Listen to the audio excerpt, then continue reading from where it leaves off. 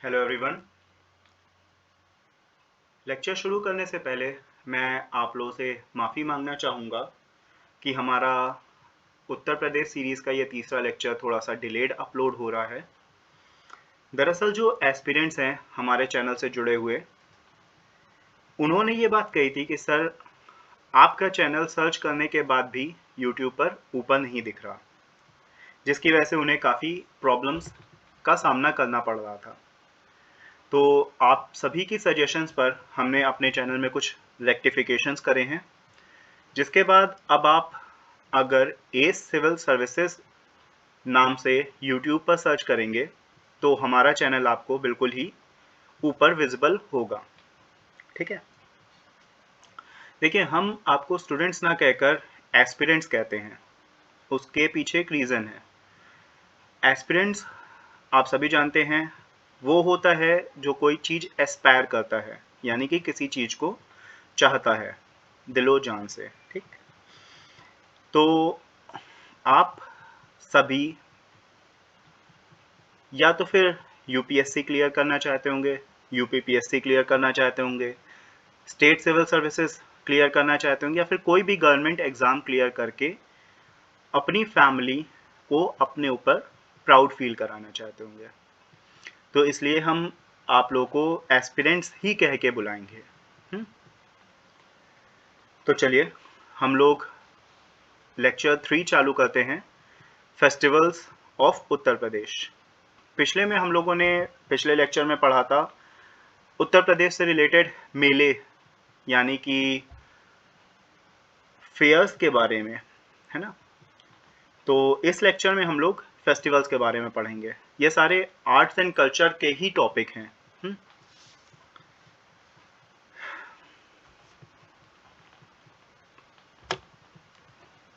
तो जैसे हम लोगों ने पिछली बार करा था, स्टार्टिंग हिंदी महीनों के बारे में ही जानकारी लेके, और हम ये भी जानते हैं कि आप लोगों में से मैक्सिमम लोग ऐसे होंगे जिन्होंने ये सारे हिंदी महीनों को अच्छे से रिकॉग्नाइज कर लिया होगा, दिमाग में बैठा लिया होगा अपने। बट ये स्लाइड हमने इसलिए और जोड़ी है कि अगर कुछ लोग इसमें से नए हैं तो वो इसको मिस ना कर दें। ठीक, और जो लोग भी नए हैं प्लीज़ पिछले 2 लेक्चर्स जो थे उनको देख लीजिएगा, वो सारे प्लेलिस्ट में ही पड़े हैं। तो हम लोग का हिंदू कैलेंडर के हिसाब से जो नव वर्ष है वो चैत्र महीने से चालू होता है, चैत्र नवरात्रि से, जो कि मार्च और अप्रैल में होता है। ठीक है, उसके बाद वैशाख या फिर बैसाख जिसको हम लोग कहते हैं, अप्रैल मई में होता है ये। हार्वेस्ट सीजन जो होता है वो बैसाख ही होता है।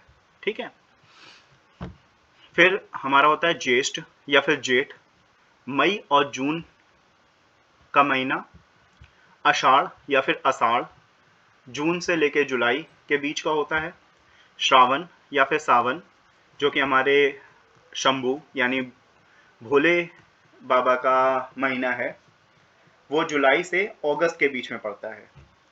फिर भाद्र, भद्रा या फिर भादो जिसको हम लोग कहते हैं, वो अगस्त से सितंबर, अश्विन सितंबर से अक्टूबर, कार्तिक अक्टूबर से नवंबर।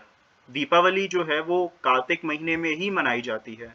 आप सभी ने पिछले लेक्चर में भी कार्तिक के बारे में पढ़ा था, तो आप सभी को ये ध्यान रहना चाहिए। फिर अग्रहण नवंबर से दिसंबर के बीच में, पौष या फिर पूस दिसंबर से जनवरी। ये पिछली बार हम लोगों ने इस तरीके से रिमेंबर करा था, प्रेमचंद जी की एक नॉवेल थी, एक कहानी थी पूस की रात, उससे, है ना। फिर माघ जनवरी से फरवरी, फागुन फरवरी से मार्च। ठीक है, तो इस स्लाइड को आप या फिर आप स्नैपशॉट ले लीजिए या फिर कहीं पे लिख लीजिए, जो भी नए हैं। पुराने वालों ने तो ऑलरेडी इसको अपने दिमाग में बैठा लिया होगा।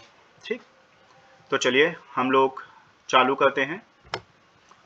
तो पहला जो फेस्टिवल है वो दीपावली है।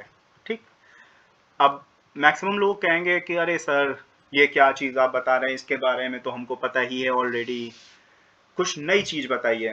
तो देखिए, जो फेस्टिवल्स हैं वो round about India almost same ही रहते हैं, विद अ स्लाइट डिफरेंस, है ना। कुछ एक ट्विस्ट एक आ जाता है जो यूपी के केस में भी होता है, तो वो ट्विस्ट भी हम इसमें कवर अप करेंगे। लेकिन हम लोग क्या करेंगे कि हम लोग हर एक फेस्टिवल को थोड़ा सा डिटेल में लेके पढ़ेंगे, ठीक। ज़्यादातर लोग एक्साइटेड रहते होंगे दिवाली के लिए कि यार दिवाली में नए कपड़े आएंगे, घर साफ सफाई होएगी और सजावट होगी, दिए जलाएंगे, पटाखे छुड़ाएंगे एंड ऑल, है ना। तो दीपावली जो है हम लोग फेस्टिवल ऑफ लाइट्स के तौर पर जानते हैं, जो अमावस्या को मनाया जाता है कार्तिक महीने की, ठीक। अमावस्या का मतलब होता है new moon day. New moon मतलब कि जिस दिन आपको आसमान में चांद नहीं दिखेगा। देखिए, चांद लड़की वाला नहीं, चांद का मतलब मून, ठीक है। तो जिस दिन अमावस्या को चांद नहीं दिखेगा उस दिन दिवाली सेलिब्रेट होगी, ठीक है। तो इस दिन हम लोग क्या करते हैं, गणेश लक्ष्मी जी की पूजा करते हैं, हाउसेस को अपने डेकोरेट करते हैं, दिए जलाते हैं, पूजा करने के बाद मिठाइयाँ बांटते हैं और मेन अट्रैक्शन पटाखे छुड़ाते हैं, है ना। तो जो दिवाली है वो मनाया क्यों जाता है, तो आप सभी को पता है कि हमारे जो भगवान राम हैं उनको 14 वर्ष का वनवास मिला था। तो जब ये वनवास पूरा करके वापस अयोध्या लौटे थे, तो अयोध्या वासियों ने उनके वापस आने की खुशी में दिए जलाए थे। तो तब से ही हम लोग दिवाली को मनाते आ रहे हैं।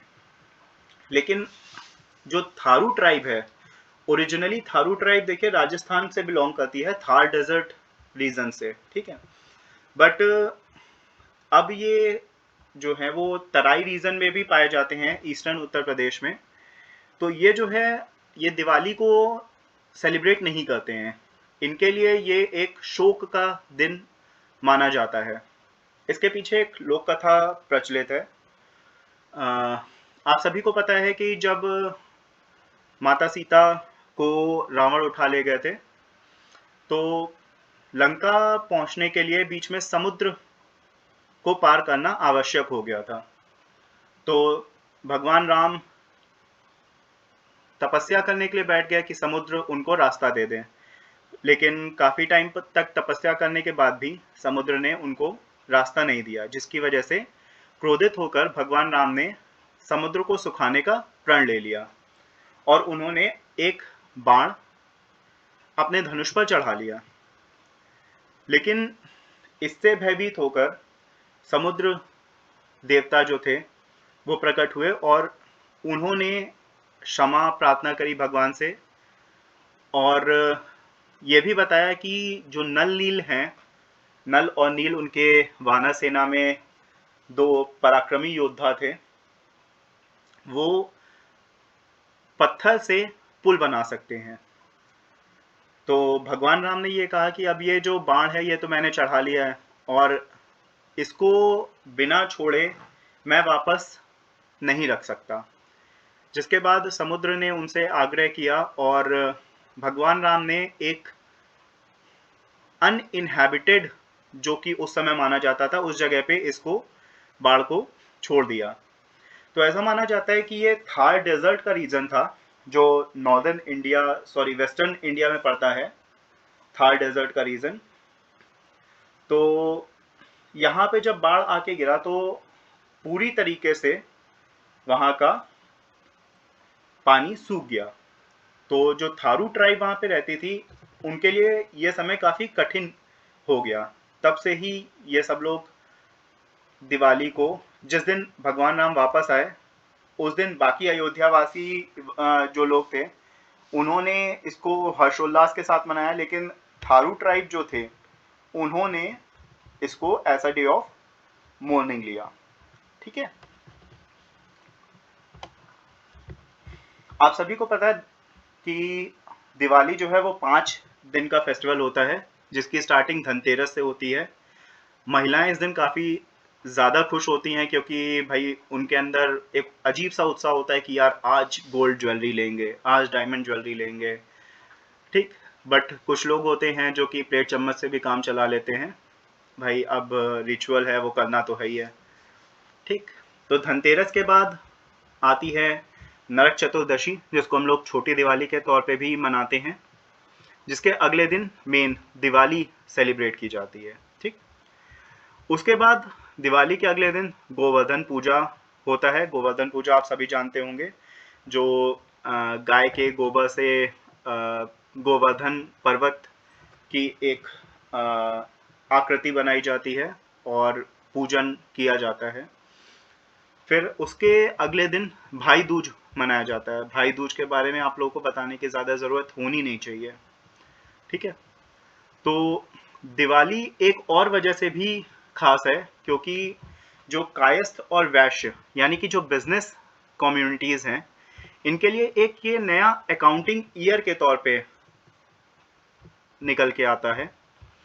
इस दिन ये लोग क्या करते हैं, ये अपनी चौपड़ और कलम, कलम आप जानते होंगे, पुरानी कलम आपने देखी होगी, बांस की लकड़ी से बनाई जाती थी, तो उसकी ये लोग पूजा करते हैं। और इसको कलम दवात पूजा, चौपड़ पूजा या फिर चित्रगुप्त पूजा भी कहा जाता है। चित्रगुप्त आपको पता है, जो भी देवता जो कि लेखा जोखा मेंटेन करते हैं, है ना, तो उनके नाम से भी ये पूजा करी जाती है। अगला है हमारा होली, जिसको हम लोग फेस्टिवल ऑफ कलर्स के तौर पे भी जानते हैं। ये जो है ये पूर्णिमा के दिन होता है, पूर्णिमा यानी फुल मून डे। तो फागुन की पूर्णिमा को ये फेस्टिवल मनाया जाता है, ठीक। मेन जिस दिन होली खेली जाती है रंगों से, उसके एक दिन पहले काफी बड़ा एक होलिका दहन किया जाता है ना। तो इसके पीछे भी एक कथा प्रचलित है। आप सभी को पता होगा होलिका जी के बारे में, है ना। तो वो कथा इसी होलिका दहन से रिलेटेड है, ठीक। अगले दिन होली सेलिब्रेट होती है, लेकिन जो उत्तर प्रदेश की एक फेमस होली है वो है लठमार होली, जो कि ब्रिज रीजन से बिलोंग करती है। तो इस दिन क्या होता है कि नंदगांव के जो लोग होते हैं वो बरसाना आते हैं, जहाँ पे जो औरतें होती हैं वो इनको छड़ी से मारती हैं, और ये जो नंदगांव के मेल्स होते हैं या फिर आदमी लोग होते हैं, ये अपने आप को इस शील्ड से बचाने की कोशिश करते हैं। तो इसके पीछे एक कथा फेमस है कि भाई आप सभी को पता है कि नंदगांव जो है वो श्री कृष्ण जी का जन्म स्थल है ना। तो सॉरी, जन्म स्थल नहीं कह सकते, कर्म स्थल जिसको हम कह सकते हैं, ठीक है।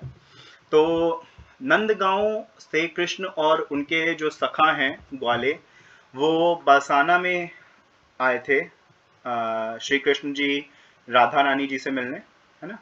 तो कुछ छेड़खानी और मौज मस्ती करने लगे ग्वाले और श्री कृष्ण जी गोपियों के साथ, जिसकी वजह से गोपियां जो थी उन्होंने उनको लाठियों से मार के वापस भगाने के लिए कोशिश की, ठीक। तो तभी से हम लोग ये लठमार होली मनाते हैं, ठीक। आप यहाँ पे भी देख सकते हैं। फिर नवरात्रि, नवरात्रि आप सभी को पता है, नवरात्रि यानी 9 रात्रि, 9 रातों का ये फेस्टिवल होता है। तो आप सभी को पता है ये वर्ष में या अपने एक साल में 2 बार मनाया जाता है, चैत्र नवरात्रि और शरद नवरात्रि। तो चैत्र नवरात्रि जो होती है वो मार्च और अप्रैल के बीच में पड़ती है।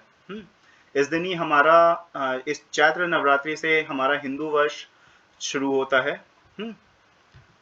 और अश्विन महीने में जो नवरात्रि मनाई जाती है उसको शरद नवरात्रि कहते हैं, ठीक। तो जो भक्त होते हैं वो क्या करते हैं, ये लोग फास्ट रखते हैं, अल्कोहल और नॉन वेजिटेरियन फूड से कन्नी काट लेते हैं। काफ़ी आपके भी फ्रेंड्स होंगे जो नवरात्रि में बिल्कुल शाकाहारी और बिल्कुल सीधे साधे बन जाते हैं और 9 दिन के ख़त्म होने का इंतज़ार करने की कोशिश करते हैं कि 10वां दिन आए और वो लोग नॉनवेज ठूसें, है ना।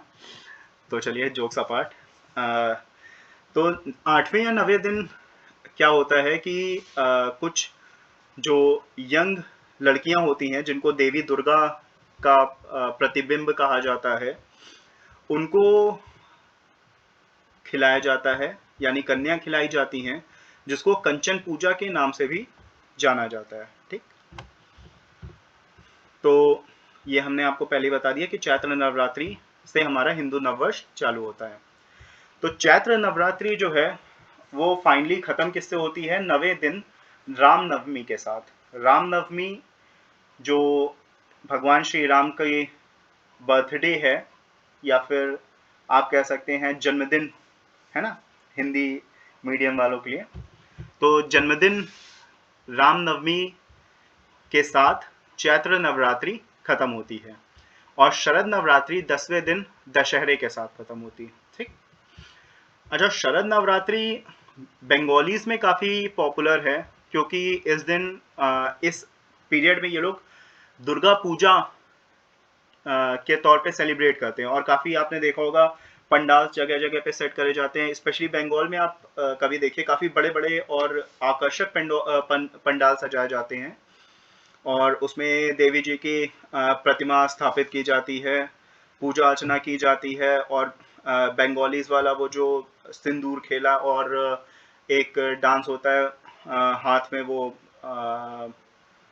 कराओ लेके, एक अच्छा सा एक डांस होता है, काफ़ी पॉपुलर है, वो करा जाता है ना। तो ये थी हमारी नवरात्रि। इसके बाद रामनवमी। रामनवमी जो कि बर्थ एनिवर्सरी है लॉर्ड राम की और चैत्र नवरात्रि के आखिरी दिन सेलिब्रेट होती है। ठीक है, इस दिन होता क्या है? इस दिन ज़्यादातर जगहों पे आपने देखा होगा कि रामायण पाठ होता है और झांकी निकाली जाती है श्री राम की, है ना। इस बार काफ़ी लड़ाई झगड़ा भी दिल्ली में देखने को मिला रामनवमी के दिन, जो कि भाई काफ़ी गलत बात है। हम लोग को एक दूसरे के त्यौहार काफ़ी सद्भाव के साथ मिल के मनाने चाहिए कि हमारा भारत तो वासुधैव कुटुंबकम वाली आइडियोलॉजी पे काम करता है ना। तो इन सारी चीज़ों का होना इंडिया के अंदर काफ़ी ही दुखद है। चलिए, तो रामनवमी अयोध्या और सीता समाहित स्थल जो है उत्तर प्रदेश में, यहाँ पे काफ़ी पॉपुलर है ना। उसके बाद दशहरा। दशहरा जो है वो हमारी शरद नवरात्रि के 10वें दिन मनाया जाता है। और इसको मनाया किस लिए जाता है? क्योंकि इस दिन श्री राम ने रावण का वध किया था, यानी कि victory of good over evil. ये तो हम लोग को बचपन से पढ़ाया जा रहा है कि रावण जो थे वो इविल थे और श्री राम जो थे वो गुड सिंबलाइज करते थे। तो विक्ट्री क्या किसकी हुई? गुड ओवर एविल, है ना। तो इस दिन आप सभी को पता है कि रावण, मेघनाथ और कुंभकर्ण के काफ़ी बड़े बड़े पुतले पटाखे अंदर भर के जलाए जाते हैं। काफ़ी लोग एंजॉय करते हैं, काफ़ी भीड़ होती है ऐसे पंडालों में, है ना। तो स्पेशलिटी ये है कि इस दिन जो वॉरियर क्लास है, वॉरियर और आर्टिजन क्लास, वो शस्त्र पूजा या फिर आयुध पूजा इस दिन सेलिब्रेट करती है और सेम ये इंडियन आर्मी भी इसी ट्रेडिशन को फॉलो करती है। ठीक, इसमें एक पंच पॉइंट क्या है कि जो बिसरख विलेज है ग्रेटर नोएडा का यूपी में, वो दशहरा नहीं सेलिब्रेट करता है। भाई ऐसा क्यों? ऐसा इस वजह से है क्योंकि ये जो बिसराख विलेज है इसको रावण का बर्थ प्लेस माना जाता है। ठीक है, तो भाई अब बर्थ प्लेस है तो अपने बेटे के मरने पे कौन खुशी मनाएगा, है ना।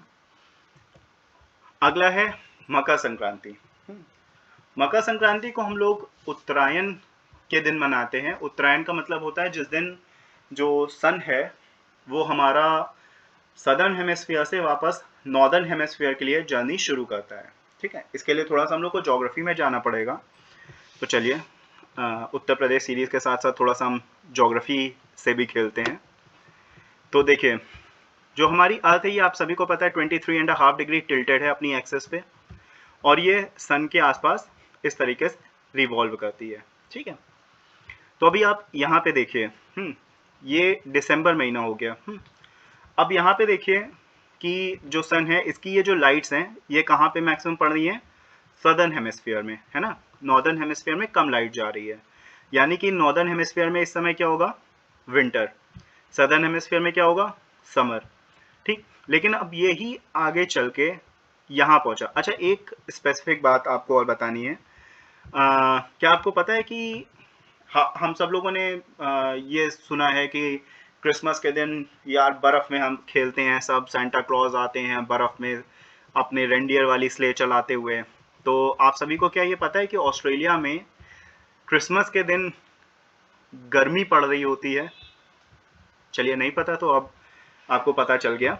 ठीक है, अब ये जो अर्थ है ये इस तरफ मूवमेंट करना चालू करेगी। ठीक, तो अब इस तरफ अगर मूवमेंट करना चालू करेगी तो जो सन रेज हैं वो धीरे धीरे नॉर्दर्न हेमिस्फीयर की तरफ भी पड़ना चालू हो जाएंगी, है ना।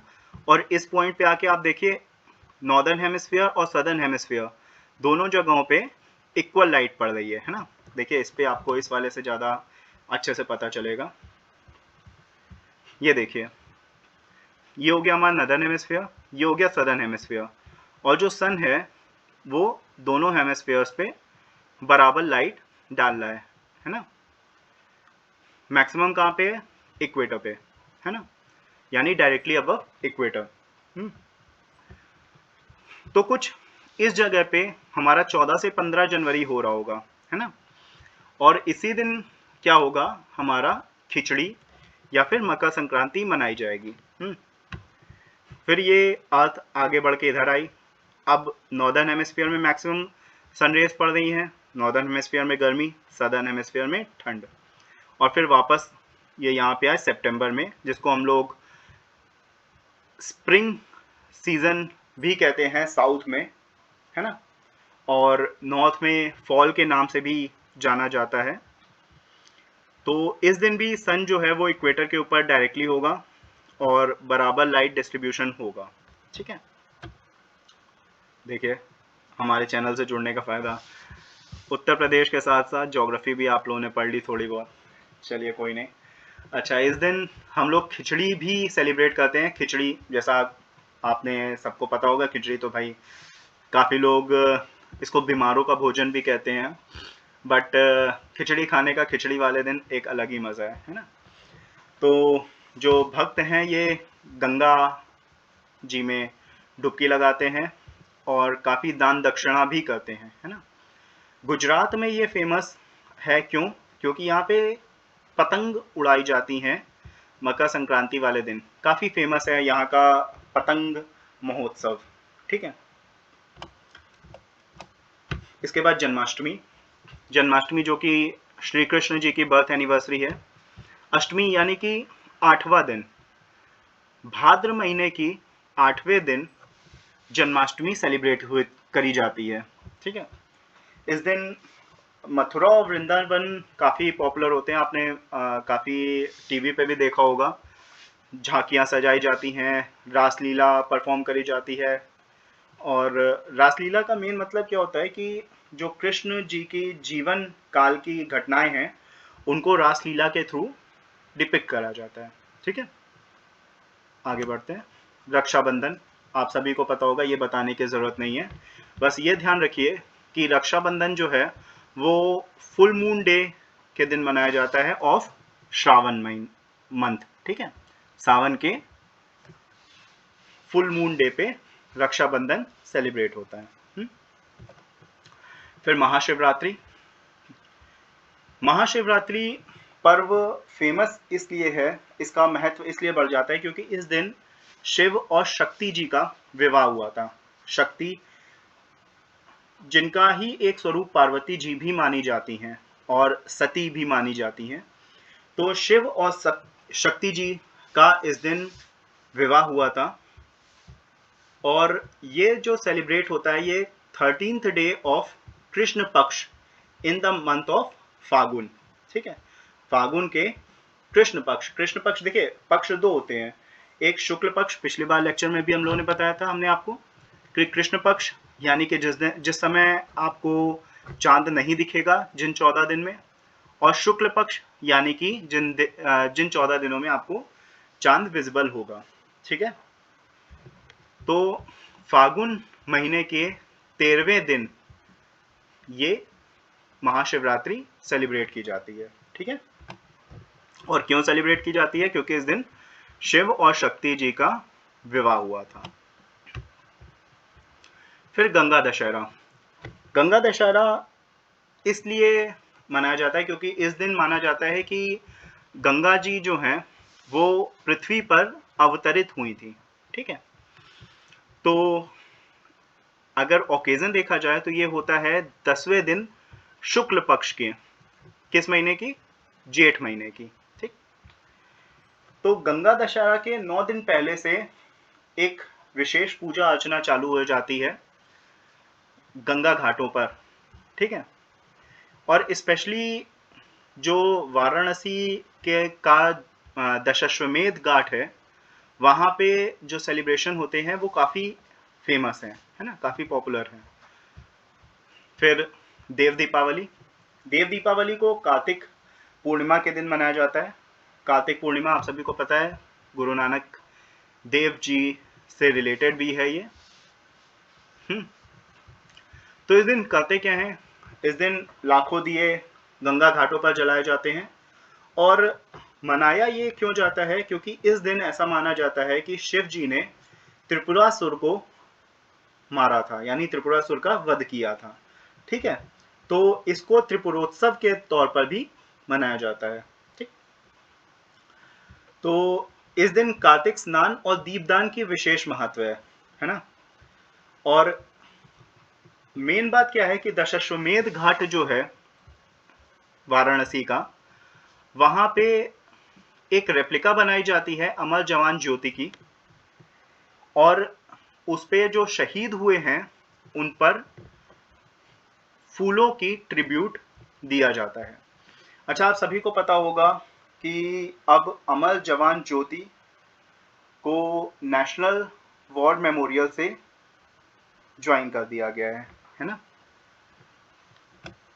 फिर ईद उल फितर, मुस्लिम्स का ये काफ़ी इम्पोर्टेंट त्यौहार है। जैसे कि अभी आप सभी को पता है रमज़ान का महीना चल रहा है, और इस दिन जो हमारे मुस्लिम भाई हैं वो पूरे दिन का रोज़ा रखते हैं, यानी व्रत रखते हैं, और रमज़ान के आखिरी दिन ईद उल फित्र सेलिब्रेट की जाती है। ठीक है, इसकी जो डेट है वो चांद के दिखने पर ही डिसाइड होती है। ठीक है, फिर दूसरा होता है ईद उल जुहा। इस दिन हुआ क्या था कि हजरत इमाम जो थे इन्होंने अपने भगवान के लिए यानी गॉड के लिए अपने बेटे की भी बलि चढ़ा दी थी। ठीक है, तो इस दिन क्या करते हैं लोग, गोट्स और बाकी जानवरों की भी बलि देते हैं, और इस दिन से ही मक्का के लिए जो हज यात्रा है वो शुरू होती है। ठीक है, फिर आता है मुहर्रम। मुहर्रम को मनाया जाता है इमाम हुसैन और उनके 72 जो सगे संबंधी थे उनके डेथ एनिवर्सरी के तौर पर। ठीक है, तो इसके पीछे एक कहानी है जो कि बैटल ऑफ करबला के नाम से जानी जाती है। ठीक है, तो बैटल ऑफ करबला जो है वो 10 अक्टूबर 680 क्राइस्ट एरा में, यानी जो जीसस क्राइस्ट के बर्थ के बाद ये बैटल लड़ी गई थी करबला में, है ना। तो हुई क्या थी, ये जो बैटल है ये उमैयद खलीफ जो थे याजिद फर्स्ट और हुसैन इबन अली के बीच में लड़ी गई थी, जिसमें जो इमाम हुसैन थे और उनके जो 72 जो एसोसिएट्स थे वो शहीद हो गए थे। तो तब से ही मुहर्रम के 10वें दिन पर ये सेलिब्रेट किया जाता है। काफ़ी बड़े बड़े ताज़िया निकाले जाते हैं और शिया मुस्लिम्स के लिए ये शोक का दिन होता है। ये आप देख सकते हैं यहाँ पे कि ताज़िया ये हैं, ये ताज़िया एज अ प्रोसेशन लेके जाए जाते हैं जगह जगह पे, है ना। फिर ये थोड़े से लेस इम्पोर्टेंट फेस्टिवल्स हैं, बट इनको भी हम लोग जल्दी जल्दी कवर कर लेते हैं क्योंकि लेक्चर ज़्यादा लंबा नहीं होना चाहिए।